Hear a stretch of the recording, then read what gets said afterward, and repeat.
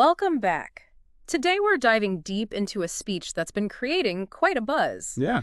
It's President Russell M. Nelson's Now is the Time, delivered at the April 2022 General Conference of the Church of Jesus Christ of Latter-day Saints. Okay. We'll be exploring his message about the power of the present moment, what he calls positive spiritual momentum, and how that connects to the significance of temples, Right. in the faith, Right. including that exciting announcement of new temples all around the world.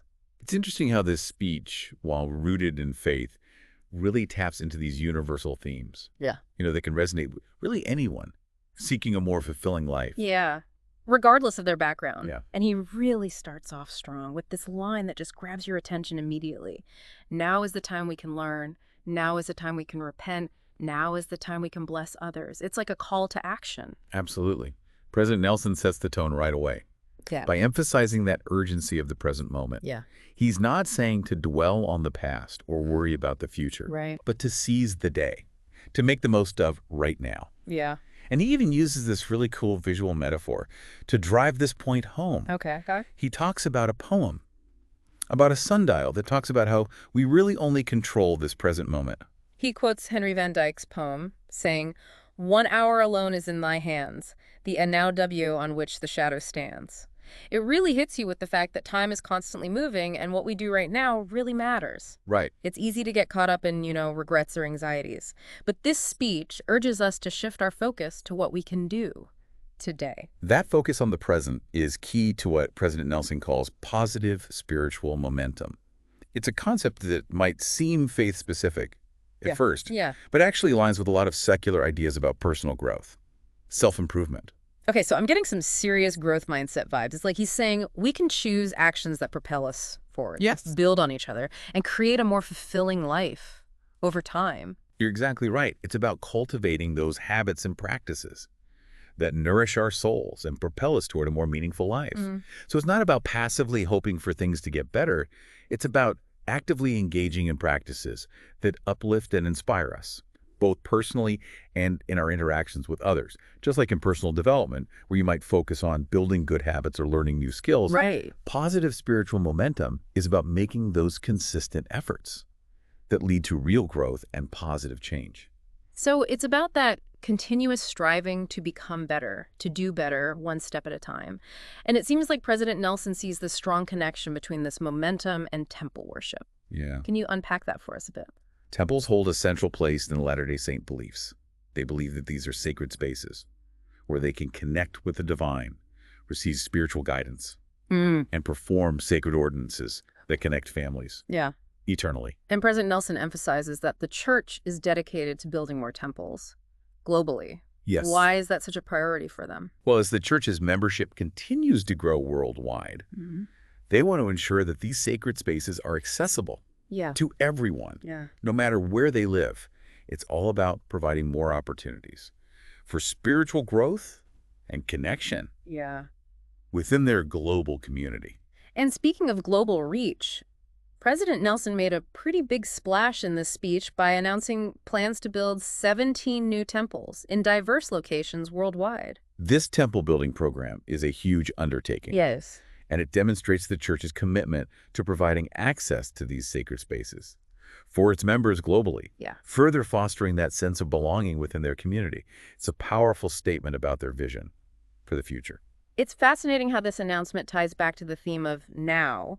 He's not just talking about future aspirations. Right. He's showing that concrete actions are being taken right now to make this vision a reality. Exactly. And it's not just about the buildings themselves. Right. It's about the impact these temples will have on individuals and communities. For Latter-day Saints, temples represent a connection to something eternal, a place where they can feel closer to the divine. So it's about more than just bricks and mortar. It's about strengthening faith, fostering a sense of belonging, and providing spaces for spiritual growth and reflection. Absolutely. President Nelson paints this picture of families being strengthened, communities uplifted, and individuals finding peace and purpose through these temples.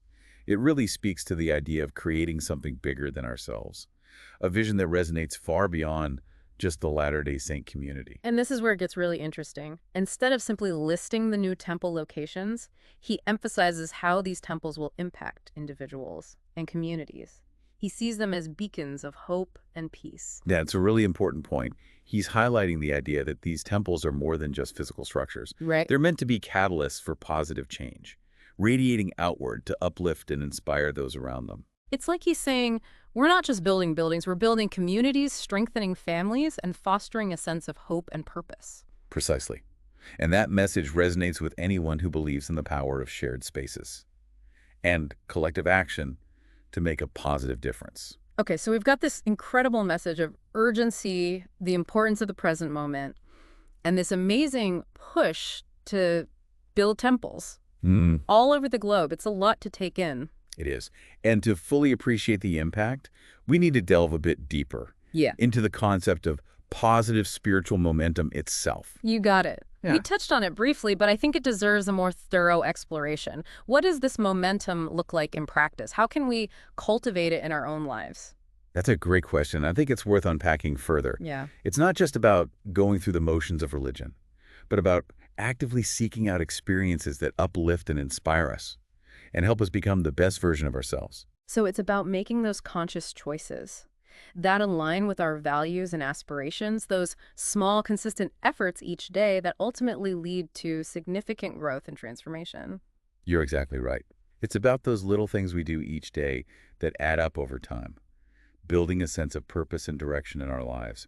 And it's something that anyone can embrace, regardless of their background or beliefs. It's about finding those practices and habits that bring us joy, connect us to something larger than ourselves, and inspire us to make a positive impact on the world.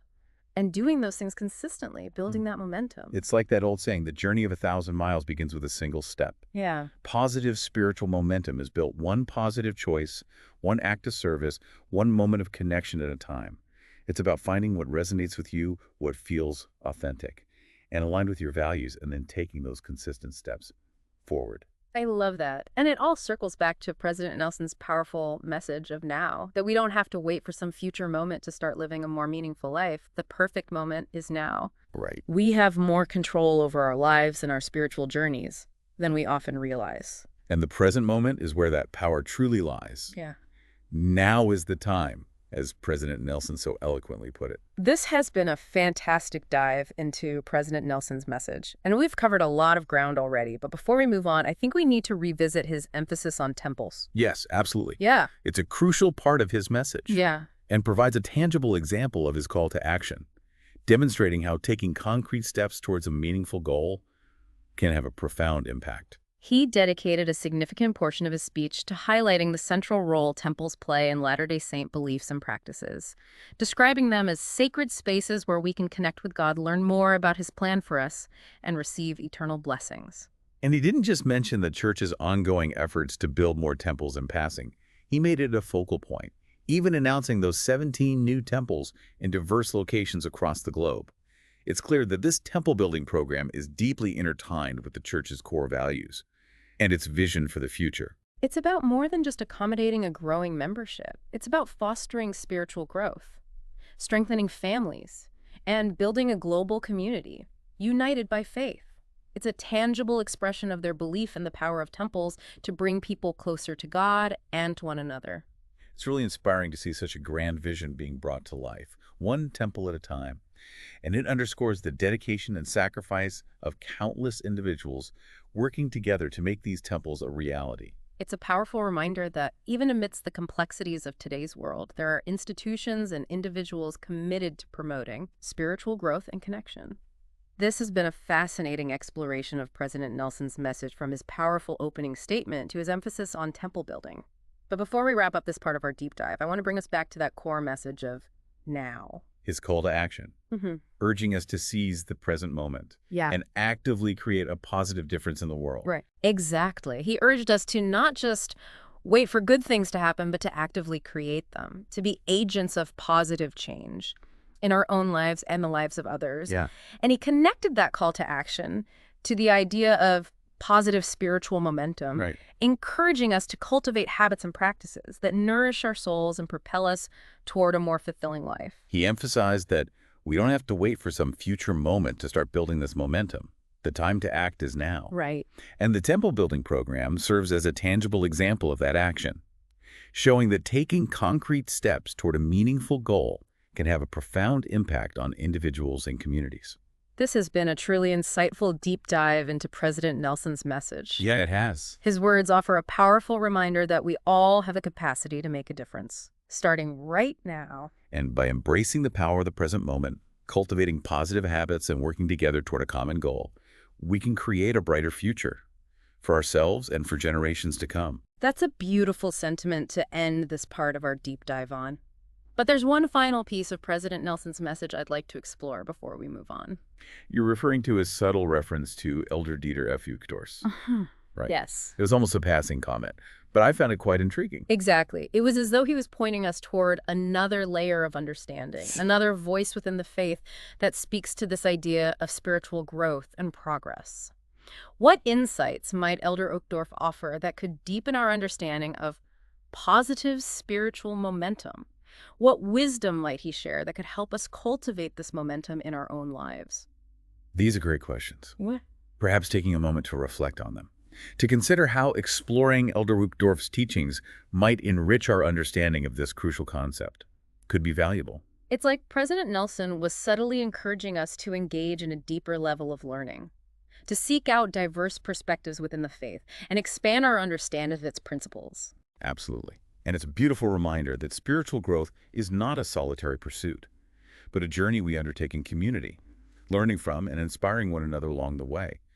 It's about opening ourselves up to new ideas, different perspectives, and diverse voices that can enrich our understanding and help us navigate the complexities of our spiritual paths. This subtle invitation to delve into Elder Uchtdorf's teachings is a testament to the intellectual vibrancy and diversity of thought within the Church, and a reminder that faith is not static, but a living, breathing entity that evolves and deepens through ongoing steady reflection and dialogue. It's been a pleasure diving deep into this part of the speech with you, and it seems we've uncovered layers of meaning and insight within President Nelson's message that we might have missed on a first listen. Indeed, we have. And with that, let's take a moment to reflect on what we've discussed so far before we continue our deep dive into Now is the Time. That was a great point about the diversity of thought within the Church. It reminds me of something President Nelson said earlier in his speech. Now is the time we can bless others and lift up the hands which hang down. It highlights this idea that we're not just on individual journeys, but are interconnected and can make a difference in each other's lives. It's that ripple effect, isn't it? Our personal growth and actions can impact those around us, creating a more positive environment for everyone. Precisely. And he connects that to building positive spiritual momentum, not just for ourselves, but for the collective good. It's like he's envisioning a world where everyone is striving to become better, leading to a more uplifting and harmonious society as a whole, kind of like that concept of a Zion society he mentions. That phrase caught my attention too. What exactly did he mean by that? In Latter-day Saint teaching, Zion refers to a society characterized by unity, love, and righteousness, where people live in harmony with God and each other. It's not just about individual salvation, it's about creating a community where everyone can thrive and reach their full potential. So it's about supporting and uplifting each other, recognizing our interconnectedness, and working together to create a better world. That's the essence of it. And it's a beautiful vision that resonates with anyone who values community cooperation and the pursuit of a common good. And this brings us back to the temple building program, which seems to be a tangible expression of that vision. It's a massive undertaking that requires collaboration and shared effort on a global scale. You're absolutely right. It's a powerful example of collective action in motion. Think about all the people involved. Architects, engineers, construction workers, volunteers, all working together with a shared purpose. It's a testament to the power of a collective vision and what can be accomplished when people unite their efforts towards a common goal. And the end result is not just a building, but a sacred space designed to benefit individuals, families, and communities for generations to come. Precisely. It speaks to a deeper message about the importance of community and belonging. Humans are social creatures, and we thrive in connection with one another. Temples provide a gathering place for communities of faith, fostering a sense of belonging and connection to something greater than themselves. That resonates even with those outside the faith. Having a sense of belonging, a shared purpose, is something we all crave. Absolutely. And that feeling of belonging extends beyond the physical space of the temple. It's about recognizing our interconnectedness as human beings, supporting and uplifting one another, and striving to create a more harmonious and compassionate world. He also emphasized how temples represent a connection to something eternal, a reminder that our lives have meaning and purpose beyond the here and now. That message feels particularly relevant in today's world, which often feels chaotic and uncertain. It's a profound message, especially in times of turmoil or when faced with life's challenges. It's a reminder that there's something more, something lasting and meaningful, that we can connect to something bigger than ourselves that can provide solace and guidance. It's like those temples offer a glimpse into a higher reality, reminding us that we're part of a grand tapestry of life that extends far beyond our individual experiences. That's beautifully put. And that connection to the eternal, however you define it, can be a source of profound peace and strength in times of difficulty. Whether it's faith, nature, or the pursuit of knowledge connecting to something larger than ourselves, can provide grounding and perspective. This is all really inspiring, this vision of interconnectedness of community and striving towards a more meaningful life. It's a powerful reminder that we're not alone in this journey. And it's a journey that's constantly unfolding. President Nelson reminds us that now is the time to act, to make choices that align with our values, and to create a ripple effect of positive change in the world. It's about recognizing that we have the power to shape our own lives and contribute to a brighter future both for ourselves and for generations to come. This has been a truly enriching deep dive into President Nelson's message. His words offer a powerful vision for a brighter future, a future where individuals are empowered to make a difference, where communities thrive in connection and support, and where enduring truths of faith and love guide our steps. It's a vision that transcends specific beliefs and speaks to the universal desire for meaning, purpose, and connection. And it's a vision that's worth striving for, a vision that can inspire us to live more meaningful and purposeful lives, regardless of our backgrounds or belief systems. And as we wrap up this part of our exploration, let's remember that even small acts of kindness, compassion, and service can have a ripple effect, contributing to a more beautiful and harmonious world for all. Those are beautiful words to carry with us. As we continue to navigate this complex and ever-changing world, this deep dive has been truly insightful, and I feel like I've gained a renewed appreciation for the power of collective action and the importance of cultivating a sense of belonging and connection in our lives. It's been a pleasure exploring these ideas with you. And as we move forward, let's remember that we all have a role to play in creating a more just compassionate and fulfilling world for ourselves and for generations to come. But before we conclude this episode, there's one more aspect of President Nelson's message that I think deserves our attention. It's something he only briefly mentioned, but I believe it carries profound implications for how we approach our spiritual journeys. You're referring to his reference to Elder Dieter F. Uchtdorf, right? It was subtle, almost like a passing thought, but it certainly caught my attention. Exactly. He mentioned Elder Uchtdorf in the context of positive spiritual momentum, almost like a gentle nudge to explore that connection further. I'm curious to hear your thoughts on this. What insights might Elder Uchtdorf offer that could deepen our understanding of positive spiritual momentum? What wisdom might he share that could help us cultivate this momentum in our own lives? Those are excellent questions, and I think it's worth taking a moment to reflect on them. Perhaps exploring Elder Uchtdorf's teachings could enrich our understanding of this concept, adding another layer of depth to our discussion. It's almost as if President Nelson was subtly encouraging us to engage in a deeper level of learning, to seek out diverse perspectives within the faith, and to broaden our understanding of its principles. I agree. It's a beautiful reminder that spiritual growth isn't a solitary pursuit. It's a journey we undertake in community, learning from and inspiring one another along the way. It's about opening ourselves up to new ideas, different perspectives, and diverse voices that can enrich our understanding and help us navigate the complexities of our spiritual paths. This subtle invitation to delve into Elder Uchtdorf's teachings speaks volumes about the intellectual vibrancy and the diversity of thought within the church. Right. It reminds us that faith isn't static or rigid. It's a living, breathing entity that evolves and deepens through continuous study, reflection, and dialogue. It's about recognizing that truth is multifaceted and that we can learn and grow. From encountering different viewpoints, even those that might challenge our own assumptions. This has been a truly fascinating exploration, and I feel like we've uncovered layers of meaning and insight within President Nelson's message that we might have missed on a first listen. But before we wrap things up, I want to shift our focus back to the practical side of things. President Nelson's message is undeniably inspiring, but I think many listeners are probably wondering, how they can apply these ideas to their own lives. That's a great point. It's one thing to be inspired, but it's another to translate that inspiration into action. So what advice would you give to someone who's feeling motivated by President Nelson's message and wants to start living more intentionally, in greater alignment with their values and aspirations? That's the key question, isn't it? How do we bridge the gap between inspiration and action? What concrete steps can we take to cultivate this positive spiritual momentum in our daily lives? Well, I think the first step is to pause and reflect. Take some time to genuinely consider what truly matters to you. What brings you joy? What kind of impact do you want to make on the world? It's about getting clear on your values and defining what a fulfilling life looks like for you, regardless of your belief system. It's about introspection and self-awareness, taking stock of where we are and where we want to go. Exactly. Once you have a sense of direction, you can start identifying small, concrete steps you can take each day to move toward that vision. It's about breaking down those big goals into manageable actions that you can incorporate into your daily routine. It doesn't have to be anything drastic or overwhelming. So what kind of small steps are we talking about? Can you give us some examples? Certainly. It could be something as simple as dedicating a few minutes each day to quiet reflection or meditation. It could be reading an inspiring book or article, or perhaps reaching out to a friend or family member in need.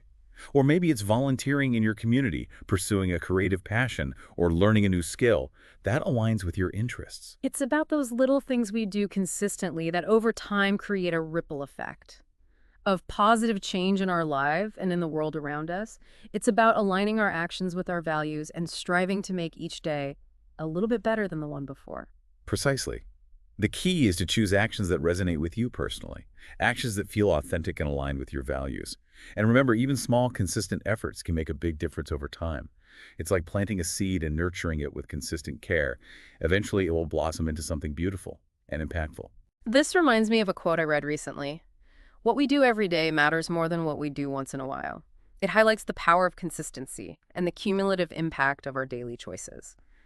This deep dive has been incredibly enlightening, and I feel like we've uncovered so much wisdom and inspiration within President Nelson's message. But as we approach the end of our exploration, I want to ensure we leave our listeners with a sense of empowerment and a clear path forward. So how can we effectively bridge the gap between inspiration and action? How can we take these inspiring ideas and translate them into tangible, positive change in our lives and in the world around us? That's the million-dollar question, isn't it? And while there's no one-size-fits-all answer, I think there are a few key principles we can keep in mind. I'm all ears. What guidance can we offer our listeners as they embark on this journey of positive change? First and foremost, it's about clarity of purpose. President Nelson's message emphasizes the power of now, and that sense of urgency should inspire us. To get clear on what truly matters to us, what are our core values, what kind of legacy do we want to leave behind, once we have a clear understanding of our why, the how becomes much easier to navigate. It's like having a compass that guides our decisions and helps us stay on course even when faced with challenges or distractions. Exactly. And once we have that clarity, it's important to break down our larger goals into smaller, achievable steps. President Nelson talks about positive spiritual momentum, and that momentum is built through consistent, intentional action. It's not about trying to do everything at once, but about making those small daily choices that align with our values and move us closer to our goals. It's about creating a sustainable rhythm of positive change, rather than relying on bursts of motivation that quickly fade away. Precisely. And as we embark on this journey, it's crucial to remember that we don't have to go it alone. President Nelson emphasizes the importance of community and interconnectedness, and that support system can make all the difference. Surround yourself with people who inspire you, who challenge you to grow, and who will celebrate your successes along the way. Whether it's family, friends, mentors, or a supportive community, having that network of encouragement and accountability can make the journey more enjoyable and sustainable. Absolutely. And finally, remember to celebrate your progress along the way. Acknowledge the small victories, no matter how insignificant they may seem. Every step forward, no matter how small, is a testament to your commitment to positive change. It's about cultivating that sense of self-compassion and recognizing that progress isn't always linear. There will be setbacks and challenges along the way, and it's important to acknowledge and learn from them without losing sight of the bigger picture. Well said. And remember, President Nelson's message is a call to action, an invitation to embrace the power of now and to make a positive difference in the world starting today. It's a message that resonates far beyond the walls of any particular faith. And it's a message that has the power to transform lives, if we're willing to put it into practice. This has been a truly inspiring exploration of President Nelson's message, and I feel like we've unpacked so much wisdom and practical guidance along the way. But as we approach the end of our deep dive, I'd like to leave our listeners with one final thought, something to ponder as they navigate their own journeys of positive change. I love that idea. What final nugget of wisdom will you leave them with? Here it is. Embrace the power of small, consistent actions. Don't underestimate the transformative impact of those seemingly insignificant choices we make each day. It's those small steps taken consistently over time that create lasting change and bring us closer to the lives we envision for ourselves. Beautifully said. And remember, the journey of 1,000 miles begins with a single step. So take that step today. Embrace the power of now, and let's create a brighter future. Together, one intentional choice at a time. This deep dive has been a truly enriching experience, and I'm grateful for your insights and expertise. And to our listeners, thank you for joining us on this journey. We hope you found it insightful, inspiring, and empowering. It's been a pleasure exploring these ideas with you. Until next time, keep seeking, keep learning, and keep striving to make a positive difference in the world. And remember, the perfect time to start is now.